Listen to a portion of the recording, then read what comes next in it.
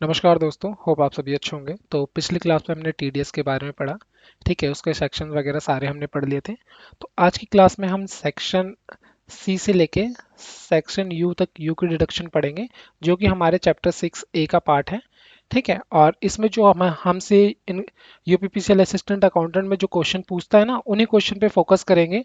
ठीक है, पूरा चैप्टर 6 ए हम कवर नहीं करेंगे, इसमें मैं आपको पहले ही बता देता हूँ। क्योंकि चैप्टर ए में काफ़ी सारे ऐसे सेक्शन होते हैं जो हमसे कभी पूछता ही नहीं है, जो हमारे सिलेबस का पार्ट ही नहीं है। तो जो हमारे सिलेबस में आ रहा है वही खाली पढ़ते हैं आज। ठीक है, और मैं आपको पहले क्वेश्चन बता देता हूँ कि क्वेश्चन आपसे पूछता कैसे है, सो दैट आपको आइडिया हो जाएगा हमें पढ़ना किस तरीके से है। इस क्लास में हम क्योंकि ये एमसीक्यू भी करने वाले हैं। ठीक है, तो देखिए क्वेश्चन आपसे कैसे पूछ रहा है। Which out of the following SSC is eligible to claim deduction in respect of contribution to certain pension fund under section 80 CCC 80 triple C के अंडर कौन सा एसएससी होता है जो क्या है डिडक्शन को क्लेम कर सकता है। तो इसमें बस ये आपको दिया होगा कि इंडिविजुअल है या इंडिविजुअल है, फर्म है या एचयूएफ या इंडिविजुअल है। तो ये सारी चीजें आपको पढ़ना, मतलब हमसे बेसिकली पूछे क्या, या तो कई बार डायरेक्ट सेक्शन पूछ लेगा, मैं आपको बता दूं, या तो हमसे सेक्शन पूछेगा, या लिमिट पूछेगा कि भाई किस में कितनी लिमिट दी गई है, या फिर आपसे पूछेगा किसको ये डिडक्शन कौन अवेल कर सकता है। ठीक है, एसएससी कौन होगा, इंडिविजुअल है, एचयूएफ है, कंपनी है, फर्म है, ये पूछ लेगा। ठीक है, बेसिकली यही सारी चीजें पूछ रहा है। तो इन सबको ध्यान में रखते हुए अब हम अपनी क्लास स्टार्ट करते हैं।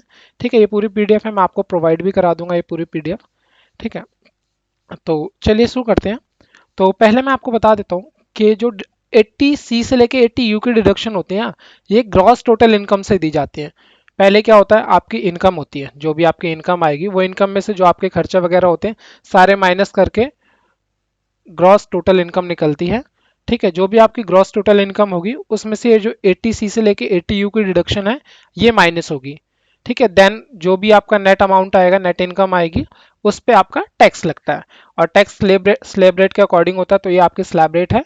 ठीक है, ये आपको मैंने पिछली टीडीएस की क्लास में भी दिखा दी थी। ठीक है, तो और मैं आपको इसके बता देता हूँ, हमारे जो सेशन 20 to 21 का सेशन है ना हमारा फाइनेंशियल ईयर, इसमें ये स्लैब रेट है। इसके अकॉर्डिंग क्या होता है कि आपको है ना ये स्लैब रेट फॉलो करनी है, इसमें आपको डिडक्शन मिल जाएगी। पर इंडियन गवर्नमेंट ने क्या है, एक और रूल लाया हुआ है कि आपको ऑल्टरनेटिव स्लैब रेट का भी ऑप्शन मिल जाता है। इसमें क्या होता है, आप ये वाली स्लैब रेट भी फॉलो कर सकते हैं, बट अगर आप ये वाली स्लैब रेट फॉलो कर रहे हैं तो इसमें आपको कोई भी डिडक्शन नहीं मिलेगी। इसके अंदर आपको कोई भी डिडक्शन नहीं मिलेगी। जब आप ये वाली स्लैब रेट फॉलो करेंगे इसमें आपको डिडक्शन मिलेगी। ठीक है, तो वही आपको बता दूं, अगर ऑल्टरनेटिव स्लैब रेट फॉलो कर रहे हैं तो उसमें डिडक्शन नहीं मिलेगी, ये आपके क्वेश्चन में नहीं आएगा, जस्ट आपके समझने के लिए।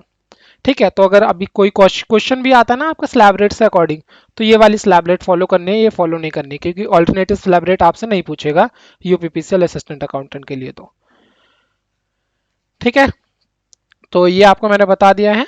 और इसके अलावा आप चलते हैं हमारे क्वेश्चन के मीन्स डायरेक्ट सेक्शंस की तरफ। तो सबसे पहले जो हम सेक्शन पढ़ने जा रहे हैं 80 सी। ठीक है, तो 80 जो सेक्शन 80 सी है, इसके अंदर क्या है, ये जो 80 सी सेक्शन है, इसमें क्या होता है, अगर कोई भी इंडिविजुअल है या एचयूएफ है, ये जो एसएससी होगा हमारा इंडिविजुअल या एचयूएफ होगा, ये ध्यान रख लीजिए। इसमें क्या होता है, जो आपसे ये 80 सी वैसे तो काफ़ी सारी चीज़ों में फॉलो होती है। जब आप इनकम टैक्स की साइट भी ओपन करते हैं ना, तो 80 सी में काफ़ी सारी चीज़ें कवर हो जाएंगे, बट हमें वो सारी चीज़ें नहीं करनी है, खाली ये आपको पढ़ना है, आपसे यही पूछेगा। तो और 80 सी के अंदर मैं बता देता हूँ आपको, अगर आपकी कोई कॉमन इन्वेस्टमेंट है जो बिल्कुल कॉमन होती है, जैसे आपकी एलआईसी है, ठीक है, या सुकन्या समृद्धि अकाउंट होता है जो गर्ल्स के लिए होता है, गर्ल्स ओपन करवाती हैं गवर्नमेंट की, इसमें क्या होता है गवर्नमेंट इंटरेस्ट ज़्यादा देता है, या पब्लिक प्रोविडेंट फंड है जो पीपीएफ है, या म्यूचुअल फंड में आपने इन्वेस्ट किया हुआ है, तो अगर एक साल में पूरे ईयर में आप 1.5 लाख तक इन्वेस्ट करते हैं, तब तो आपका पूरा का पूरा डिडक्शन मिल जाएगी। अगर 1.5 लाख से ज़्यादा का अमाउंट है, तो जो भी ज़्यादा एक्सेस अमाउंट होगा उस पर क्या है, आपको टैक्स पे करना होगा। तो आपसे क्वेश्चन में क्या पूछेगा, या तो डिडक्शन पूछेगा कि भाई डिडक्शन कितने तक की मिल सकती है, मतलब लिमिट आपकी। ठीक है, या फिर आपसे सेक्शन पूछ लेगा कि एलआईसी में अगर हमने इन्वेस्ट किया हुआ है तो हमें क्या है, किस सेक्शन के अंडर डिडक्शन मिल सकती है, तो एटीसी होगा। ठीक है, या फिर आपसे क्या पूछ लेगा, ये किसे मिलती है, इंडिविजुअल को और एचयूएफ को मिलती है। ठीक है, आप नेक्स्ट की तरफ चलते हैं हम आगे। नेक्स्ट है हमारी 80CCC। मैं आपको बता देता हूँ 80C के अंदर आपको टोटल डिडक्शन ही कितने मिलती है, 1.5 लाख की मिलती है। तो इसके अंदर भी यही होगा, देखते हैं। ठीक है, 80CCC में क्या है, 80CCC में इन्वेस्टमेंट इन पेंशन फंड। अगर आपने पेंशन फंड में इन्वेस्ट किया हुआ है, पेंशन फंड क्या होता है कि आप एक एज लिमिट तक या फिर जब तक आप एम्प्लॉय हैं तब तक आप एक पेंशन फंड में इन्वेस्ट करते रहते हैं। जब आप रिटायर हो जाते हैं या आपकी एज 60 से क्रॉस हो जाती है तो आपको वहां से रिटर्न मिलता है, ठीक है, सर्टेन एज तक। तो वो पेंशन फंड होता है। अगर आपने 1.5 लाख तक इन्वेस्ट किया है तो आपको डिडक्शन मिल जाएगी, और ये खाली इंडिविजुअल को मिलती है, एचयूएफ या कंपनी को नहीं मिलती है। ठीक है, और आपका सेक्शन 80CCC है। नेक्स्ट पढ़ते हैं। नेक्स्ट क्या है, अगर आपने अटल पेंशन योजना जो है, अटल पेंशन योजना या फिर नेशनल पेंशन स्कीम कंट्रीब्यूशन, इसमें इन्वेस्ट किया हुआ है, तो अगर आप 1.5 लाख तक इन्वेस्ट कर रहे हैं पर एनम, तो आपको क्या है, डिडक्शन मिल जाएगी, पूरा का पूरा अमाउंट डिडक्ट हो जाएगा।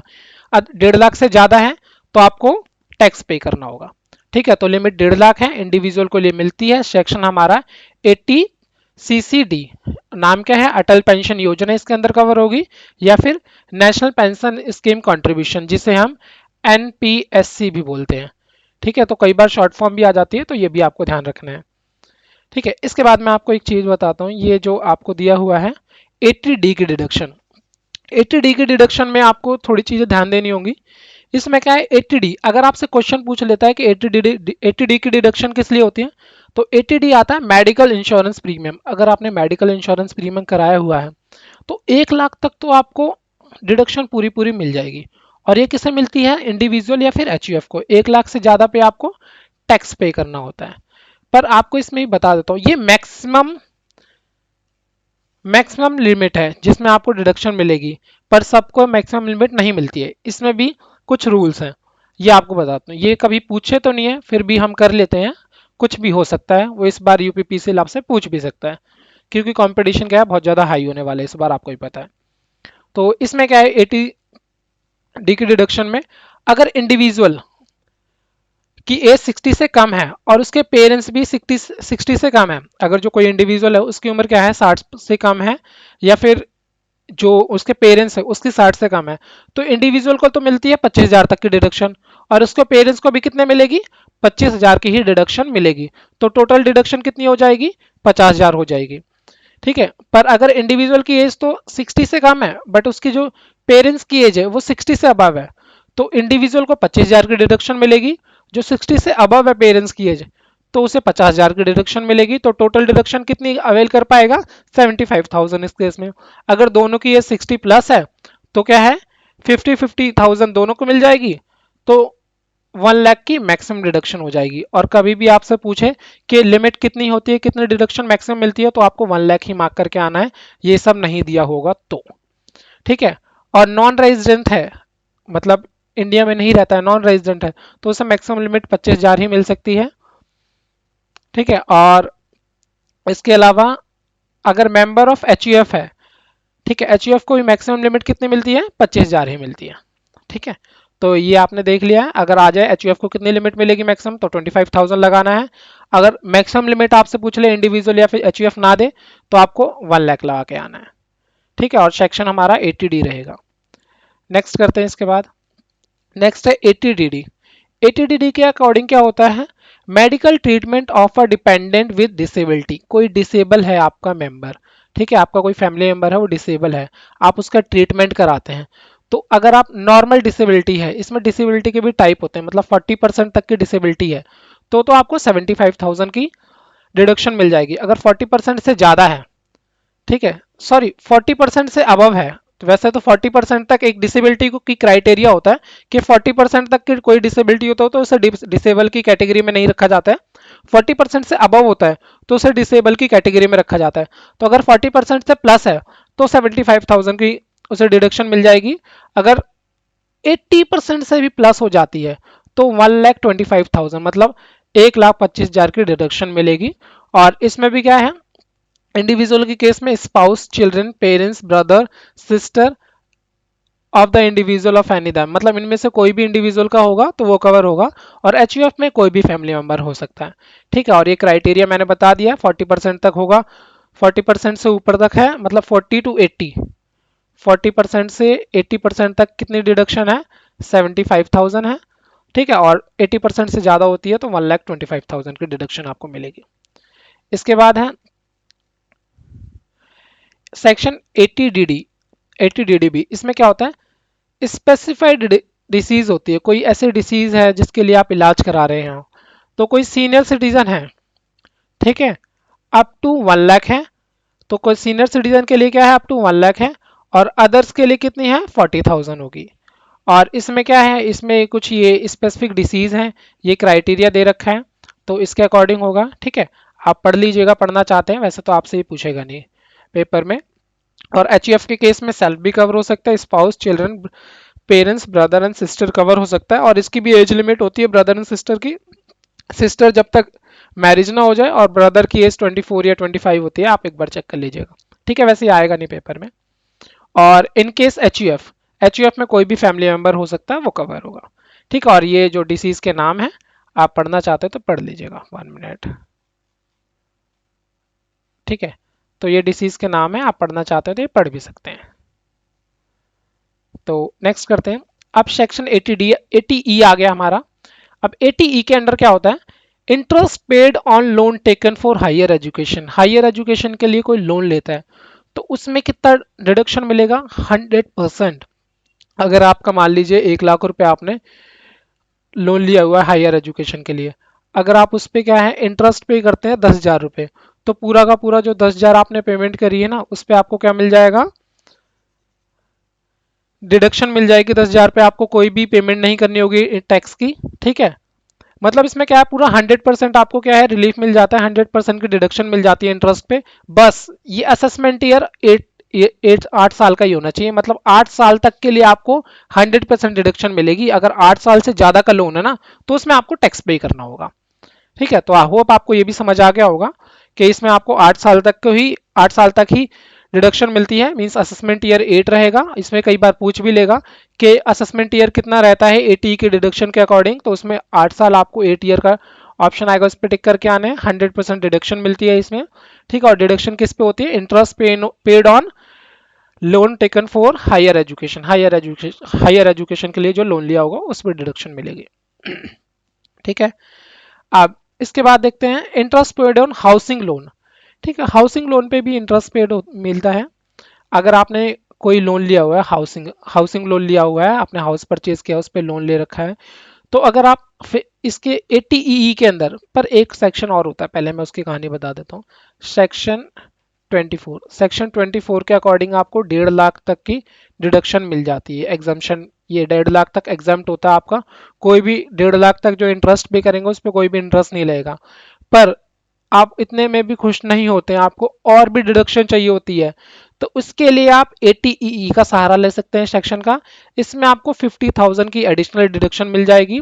तो अगर आप दोनों की डिडक्शन क्लेम करेंगे तो 2 लाख तक की मैक्सिमम डिडक्शन आप ले पाएंगे हाउसिंग लोन के ऊपर।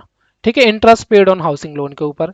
ठीक है, तो आपसे बेसिकली 80E के बारे में पूछता है, तो मैक्सिमम लिमिट 50,000 बतानी है, 2 लाख नहीं बतानी है। 2,24 सेक्शन और प्लस 80EE को मिला के होगा। ठीक है, होप आपको ये समझ आ रहा होगा अच्छे से। ठीक है, और इससे रिलेटेड अगेन मैं आपको बता देता हूँ, अगर इससे रिलेटेड आपको कोई भी डाउट वगैरह रहता है तो आप टेलीग्राम पे मैसेज कीजिए, हम आपको पर्सनल रिप्लाई करेंगे। और ग्रुप है, ग्रुप ज्वाइन कीजिए, वहाँ पे काफ़ी सारे स्टूडेंट होते हैं, उनसे आप बात करेंगे, आपको पता चलेगा कि कंपटीशन का लेवल क्या चल रहा है। ठीक है, उसमें आपको काफ़ी सारे क्यूज वगैरह भी होती हैं, क्यूज वगैरह प्ले कीजिए, वहाँ से आपकी प्रैक्टिस भी होती रहेगी, डाउट भी क्लियर होंगे, तो हम भी आपकी हेल्प करते रहेंगे। ठीक है, इसे आप रीड आउट करना चाहते हो तो रीड आउट कर लीजिएगा। जो मैंने बताया वही है कि आपको मैक्सिमम डिडक्शन जो है 2 लाख की मिल पाएगी सेक्शन 24 और 80E को मिला के। ठीक है, तो आप चलते हैं नेक्स्ट सेक्शन की तरफ। Section 80EE। अब ये क्या कहता है, interest paid on housing loan पर। अभी तो हमने पढ़ा है हाउसिंग लोन। ठीक है, अब मैं आपसे बताता हूँ ये क्या है, housing interest paid on housing loan. ये नॉर्मल जब आप होम लोन लेते हैं उस पे है, पर कई बार क्या होता है, आप है ना हाउस जो वगैरह परचेज करते हैं ना, अफोर्डेबल हाउसिंग स्कीम के थ्रू भी करते हैं, तो अगर आपका हाउस जो परचेज हुआ अफोर्डेबल हाउसिंग स्कीम के थ्रू हुआ है, उसमें आपने लोन लिया है, तो उस पे जो इंटरेस्ट होगा उसमें आपको मैक्सिमम 1.5 लाख तक की लिमिट मिलेगी, जिसमें आपको कोई भी टैक्स नहीं लगेगा। ठीक है, तो अफोर्डेबल हाउसिंग लोन आ जाता है, तो उसके अंदर आपको 1.5 लाख तक की मैक्सिमम लिमिट मिल जाएगी। और वो भी एडिशनल है, जब आप जो exhausting the limit of section 24B, section 24B की जब आप लिमिट यूज कर लेते हैं, उसके बाद भी आपको 1.5 लाख तक की लिमिट एक्स्ट्रा मिल जाएगी। तो अगर आपसे सेक्शन ई की ई के बारे में पूछता है, तो ये होता है interest paid on housing loan, वो भी अफोर्डेबल स्कीम के थ्रू, और इसमें मैक्सिमम लिमिट मिलती है 1.5 लाख की। ठीक है, तो होप आपको ये भी समझ आ गया होगा। ठीक है, मेन मेन बातों पे ध्यान दे रहे हैं, डीपली नहीं जा रहे। मैं अगेन आपको बता रहा हूँ, डीपली जाएंगे बहुत टाइम लग जाएगा, पेपर क्लियर करना है हमें। ठीक है, तो पेपर क्लियर करने के लिए ही पढ़ेंगे। ठीक है, नेक्स्ट देखते हैं। नेक्स्ट क्या कह रहा है, सेक्शन 80G। सेक्शन 80G बोलता है डोनेशन टू चैरिटेबल इंस्टीट्यूट। अब काफी सारे चैरिटेबल इंस्टीट्यूट होते हैं, अगर आप चैरिटेबल इंस्टीट्यूट पे डोनेशन दे रहे हैं, कोई भी एसएससी हो, इंडिविजुअल हो, एचयूएफ हो, या फिर कोई कंपनी हो, तो जो भी आप डोनेशन दे रहे हैं सारी की सारी एग्जाम्प्ट हो जाएगी, एक भी आपका इंटरेस्ट नहीं लगेगा। हाँ, एक शर्त है कि आप 2,000 रुपये तक तो कैश डोनेशन दे सकते हैं, पर अगर आप 2,000 से ज्यादा दे रहे हैं ना, तो कैश डोनेशन नहीं चलेगा। आपको डायरेक्ट बैंक से ट्रांजेक्शन करनी होगी, या फिर चेक वगैरह दे सकते हैं। ठीक है, तो या तो चेक वगैरह दे सकते हैं, या फिर बैंक ट्रांजेक्शन होनी चाहिए। 1 मिनट, पेन भी कभी कभी चलता नहीं है ना। ठीक है, तो यही है, या तो चेक डोनेशन होगी या फिर बैंक डोनेशन होगी। कैश डोनेशन 2,000 तक ही एक्सेप्टेबल है। ठीक है, और इसमें 100% आपको क्या है, डिडक्शन मिल जाता है। नेक्स्ट देखते हैं, नेक्स्ट क्या है, income tax deduction of housing rent. देखिए 80G की डिडक्शन बेसिकली डोनेशन के लिए ही होती है, बट इसमें ये हाउसिंग रेंट का भी एक सेक्शन आ जाता है 80GG। ठीक है, 80GG के अंडर क्या होता है, अगर आपको कोई भी हाउस रेंट अलाउंस नहीं मिलता है, उसमें कोई डिडक्शन नहीं मिलती है, तो आप ये वाले डिडक्शन आराम से क्लेम कर सकते हैं। 80GG के अंडर क्या होता है कि अगर आपकी इनकम 60,000 है, सॉरी आपके रेंट 60,000 है मैक्सिमम, ठीक है, एक साल में, या फिर 25% of total income, total income का 25% है, या फिर, ठीक है, ये मैं आपको बता रहा हूँ, ये भी ग्रॉस टोटल इनकम का होगा। ठीक है, ये ग्रॉस टोटल इनकम का होगा। तो या तो 60,000 रुपये आपका मैक्सिमम रेंट है एक साल का, या फिर 25% ऑफ ग्रॉस टोटल इनकम, और ये 60,000 एक साल का है, तो एक महीने का आपका 5,000 आ जाएगा। ठीक है, कई बार मंथ का भी दे देता है, तो उससे भी ध्यान रखना है। ठीक है, या फिर तीसरा क्या है, रेंट पेड, जितना आपने रेंट पेड किया है, माइनस 10% ऑफ टोटल इनकम।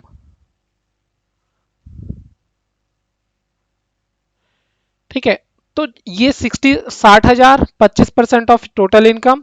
ठीक है, rent paid minus 10% of total income, जो भी इनमें से कम है उस पे आपको डिडक्शन मिलेगी, जो भी कम है, विच एवर इज लेस।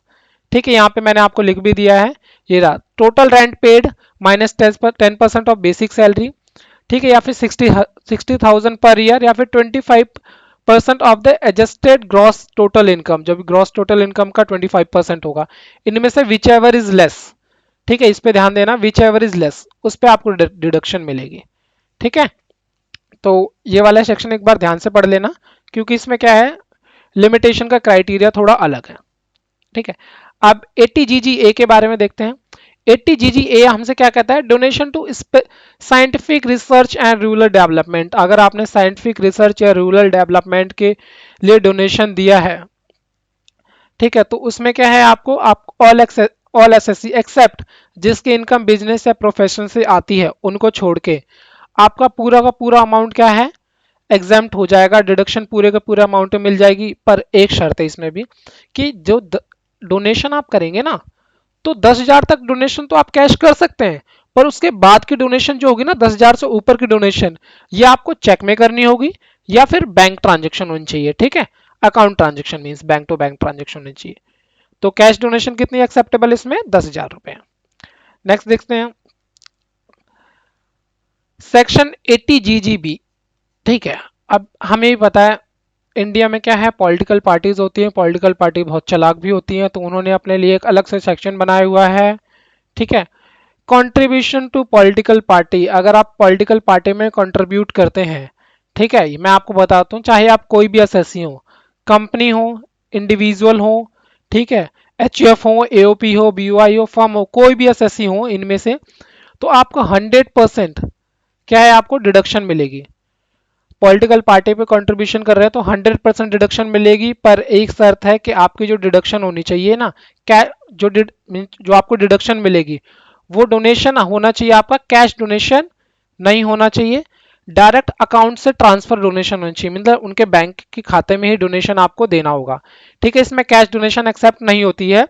अगर आप पॉलिटिकल पार्टी को कोई डोनेशन दे रहे हैं और उसमें एग्जाम्पशन चाहते डिडक्शन चाहते हैं तो कैश डोनेशन नहीं होगा, वो अकाउंट डोनेशन होना चाहिए या फिर चेक के थ्रू आपने डोनेशन दिया हो। ठीक है, होप आपको ये भी समझ आ गया होगा। तो ये जो 80 GGB होता है ये कंपनी के लिए है, 80 GGC ये इंडिविजुअल के लिए है। ठीक है, सॉरी, इंडिविजुअल एचयूएफ वगैरह है इनके लिए है। ठीक है, तो होप आपको समझ आ गया होगा, ये ध्यान रख लीजिएगा, कई बार आपसे इसी में कंफ्यूज कर देगा कि आपसे ये बोल देगा कि 80 जो 80 GGB है ये किसके लिए होता है, कंपनी के लिए, इंडिविजुअल के लिए या एचयूएफ के लिए। तो बस आपको बताना है, अगर आपने ये दोनों सेक्शन अच्छे से नहीं पढ़े हैं तो इसमें कंफ्यूज हो जाओगे, तो बड़े ध्यान से आपको ये पढ़ के जाना है। ठीक है, तो नेक्स्ट देखते हैं, 80 GGB हो गया, 80 GGC भी हो गया, 1 मिनट। ठीक है, अब हम चलते हैं अपने नेक्स्ट सेक्शन की तरह, 80 RRB। 80 RRB क्या कर रहा है, रॉयल्टी ऑन पेटेंट। आपका कोई पेटेंट है, उसमें आप रॉयल्टी, मतलब जब पेटेंट से अगर आपको इनकम रिसीव होती है दैट इज कॉल्ड रॉयल्टी। ठीक है, तो आपकी रॉयल्टी के थ्रू इनकम होती है, पेटेंट पे रॉयल्टी रिसीव करके इनकम होती है। अगर आपकी जो भी इनकम है, ठीक है, सपोज स्पेसिफिक इनकम 2 लाख है, ठीक है, तो 2 लाख तक का डिडक्शन मिल जाएगी, या फिर मैक्सिमम डिडक्शन क्या है आपको 3 लाख, 3 लाख की डिडक्शन मिलेगी, या फिर जो भी आपकी स्पेसिफिक इनकम है विच एवर इज लेस, जो भी कम होगी उस पर डिडक्शन मिल जाएगी। सपोज आपको 12 लाख रुपए इनकम होती है, तो 3 लाख कम है ना, तो इस बार 3 लाख पे डिडक्शन मिलेगी। अगर आपको 2 लाख रुपए इनकम हो रही है तो 2 लाख पे डिडक्शन मिलेगी। जो भी आपको इनकम हो रही है, एक्चुअल इनकम जो भी लेस होगी उस पर आपको डिडक्शन 100% मिल जाएगी। ठीक है, मिनिमम पे मीन 3 लाख या फिर जो भी आपको इनकम हो रही है विच एवर इज लेस। ठीक है, तो सेक्शन है हमारा 80 RRB, और हमारा सेक्शन ये किस चीज के ऊपर, royalty on patent, only royalty on patent के लिए होता है। ये किसी किसी मिलता है, इंडिविजुअल, ठीक है, इंडियन सिटीजन और फॉरेन सिटीजन कोई भी हो, उन दोनों को मिलता है। नेक्स्ट देखते हैं, नेक्स्ट क्या है, नेक्स्ट हमसे बोल रहा है रॉयल्टी इनकम ऑफ ऑथर। अब कुछ ऑथर होते हैं, राइटर होते हैं जो बुक वगैरह लिखते हैं, तो वो भी अपनी क्या है जो राइटिंग पेज होता है उन्हें सेल करते हैं। ठीक है, तो उस जो वो सेल की हुई होती है जिसे जिस पे भी रॉयल्टी आती है हमारी।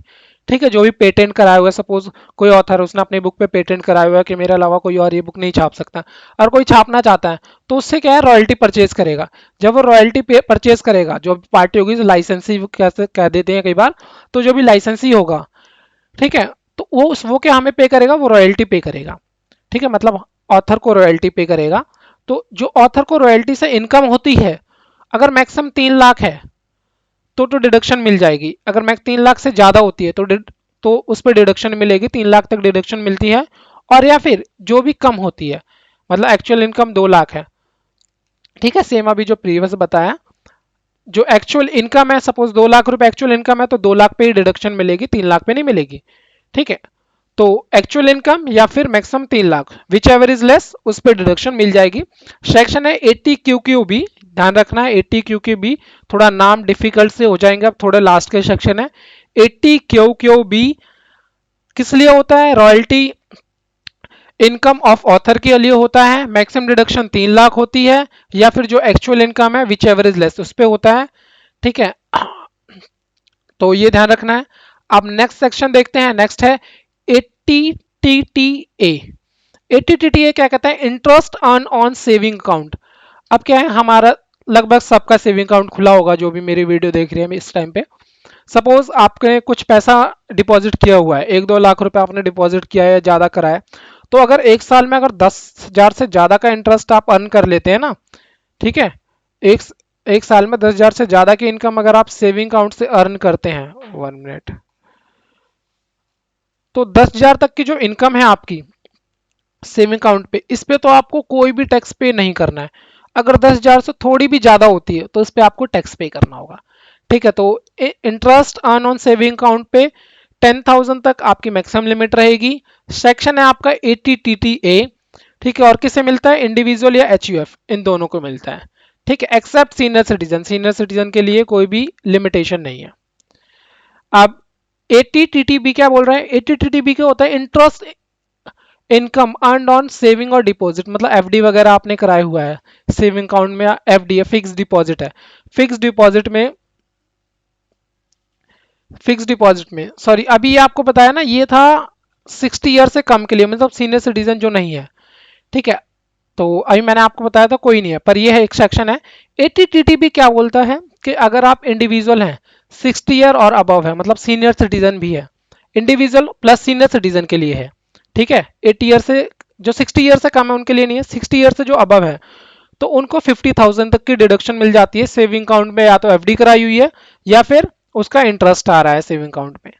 ठीक है, तो होप आपको ये भी समझ आ गया होगा। नेक्स्ट लास्ट सेक्शन बचा है हमारा, तो लास्ट सेक्शन क्या बोलता है, डिसेबल इंडिविजुअल।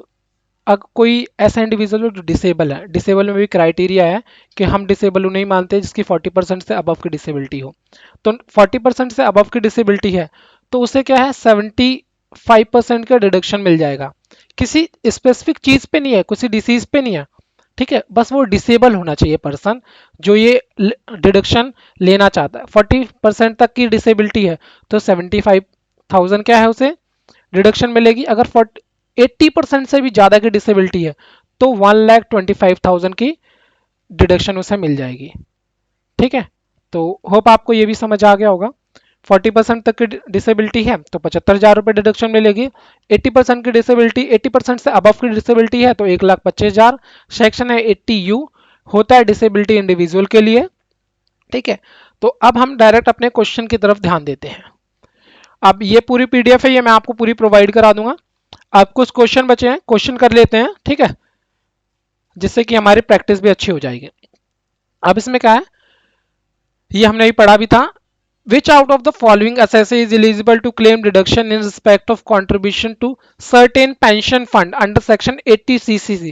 मैंने बताया था ना, ये पेंशन फंड के लिए होता है 80CC। ठीक है, किसे मिलता है, ओनली इंडिविजुअल को। किसे मिलेगा, ओनली इंडिविजुअल को, मैंने अभी बताया भी था। ये देखिए 80CCC है, इन्वेस्ट इन्वेस्टमेंट इन पेंशन फंड किसे मिलेगा, ओनली इंडिविजुअल को। लिमिट कितनी है, 1,50,000 रुपए। ठीक है, तो बस यही आपसे पूछ लिया। अगर आप इस पीडीएफ को ध्यान से पढ़ लेते हैं ना, डिडक्शन का एक भी ऐसा क्वेश्चन नहीं होगा जो आपसे ना हो। ठीक है, अकॉर्डिंग टू मी। तो आप यही है, ध्यान से पढ़िए, सारे क्वेश्चन हो जाएंगे। नेक्स्ट देखते हैं, नेक्स्ट क्वेश्चन क्या पूछ रहा है। निर्धारण वर्ष 2018 से 19 के लिए उच्च शिक्षा हेतु के लिए गए ऋण पर भुगतान के लिए ब्याज। ठीक है, जो हायर एजुकेशन के लिए जो इंटरेस्ट लेते हैं उसकी बात है कर रहे हैं। तो 80E उसका सेक्शन होता है, हमें पता है। मैक्सिमम लिमिट कितनी होगी, मैंने आपको बताया था, जो जो डिडक्शन होती है इंटरेस्ट पे, हायर एजुकेशन के ऊपर जो इंटरेस्ट होता है उसमें कोई फिक्स परसेंटेज नहीं है, 100% डिडक्शन मिल जाएगी। बस एक शर्त होती है कि 8 साल तक असेसमेंट ईयर होना चाहिए। अगर लोन 8 साल तक के लिए है तो 100% डिडक्शन मिल जाएगी। तो वही है, कोई समय, कोई सीमा नहीं है, भुगतान की गई वास्तविक राशि कटौती के रूप में दावा किया जा सकता है। जितना भी आप पे कर रहे हैं पूरा का पूरा क्या है, आपको एग्जाम्प्ट हो जाएगा, सब पे डिडक्शन मिल जाएगी। नेक्स्ट क्वेश्चन अब आपको देखना है, which section governs the deduction in respect of medicine insurance premium under section 1961? ठीक है, मेडिकल इंश्योरेंस प्रीमियम किसमें कवर हो रहा है, अभी हम पीछे आंसर नहीं देखते हैं, सीधा ऊपर चलते हैं। क्या हमने कुछ पढ़ा है ऐसा। ठीक है, ये देखिए मेडिकल इंश्योरेंस प्रीमियम किस में कवर है, 80D के अंदर कवर है। लिमिट कितनी है, 1,00,000 है। किसे मिलता है, इंडिविजुअल और HUF को मिलता है।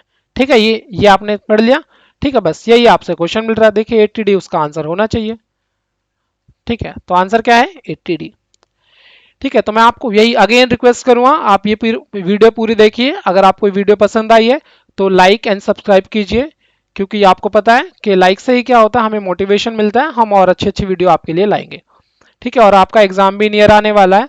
पॉसिबिलिटीज होगी कि लास्ट ईयर तक आपको, मीन्स लास्ट वीक तक, ये जो लास्ट वीक है दिसंबर का, इसमें आपको इन्फॉर्मेशन मिल जाएगी कब तक आपका एग्जाम होने वाला है। कोई ना कोई नोटिफिकेशन जरूर आ जाएगा। ठीक है, और होप यही है कि जल्द से जल्द एग्जाम हो जाए जिससे कि कोई भी डिले ना हो इसमें। अब नेक्स्ट देखते हैं, निर्धारण वर्ष 2018-19 के तहत के लिए आयकर अधिनियम 1961 की धारा 80 टीटीए के तहत उपलब्ध अधिकतम कटौती क्या है, मींस मैक्सिमम लिमिट क्या है 80 टीटीए के अंदर। तो अब हम ऊपर चलते हैं हमारे पीडीएफ में। तो हमने पढ़ा 80 टीटीए किस लिए होता है, interest earn on saving account. ठीक है, अगर आपसे कुछ ना बोला ये किस लिए होता है, इंडिविजुअल के लिए होता है, वो भी 60 ईयर से कम हो। ठीक है, सीनियर सिटीजन के लिए तो 50,000 है। ठीक है, तो इसमें क्या है 10,000 आपको मैक्सिमम लिमिट मिल जाएगी। ठीक है, तो हमारा आंसर क्या आ जाएगा, 10,000 हमारा आंसर हो जाएगा।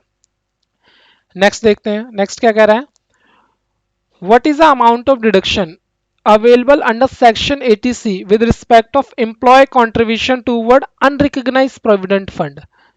ठीक है, तो मैंने तो बताया था पब्लिक प्रोविडेंट फंड के लिए ऊपर डिडक्शन मिलती है, पर ये तो बोल रहा है अनरिकॉग्नाइज्ड प्रोविडेंट फंड। ठीक है, तो मैं आपको अगेन बता देता हूं, जो भी हम डिडक्शन वगैरह देते हैं वो रिकॉग्नाइज प्रोविडेंट फंड पे देते हैं, अनरिकॉग्नाइज प्रोविडेंट फंड पे कोई डिडक्शन नहीं देते हैं, ये आपको ध्यान रखना है। किस पे डिडक्शन मिलेगी, रिकॉग्नाइज प्रोविडेंट फंड पे। अनरिकॉग्नाइज प्रोविडेंट फंड पे आपको कोई भी डिडक्शन नहीं मिलने वाली है। ठीक है, तो इसका no deduction is available for unrecognised provident fund. ठीक है, तो आपको क्या है, नो डिडक्शन पे टिक कर देना है। लास्ट बट नॉट लिस्ट, इस पे क्या है, which section governs the deduction in respect of rent paid under income tax act 1961। मैंने बताया था 80G की हम जो डिडक्शन पढ़ रहे थे उसको डोनेशन से रिलेटेड आ रही थी। ठीक है, बट उसमें क्या था, 80GG एक ऐसी डिडक्शन थी जिसमें आपको रेंट जो पे करते हैं उस पर आपको डिडक्शन मिल जाती है। अब उसमें भी था, या तो आपको 60,000 की डिडक्शन मैक्सिमम मिल सकती है, या फिर 25% ऑफ ग्रॉस टोटल इनकम। ठीक है, ग्रॉस इनकम, या फिर rent paid, 1 minute, rent paid minus 10% of net income,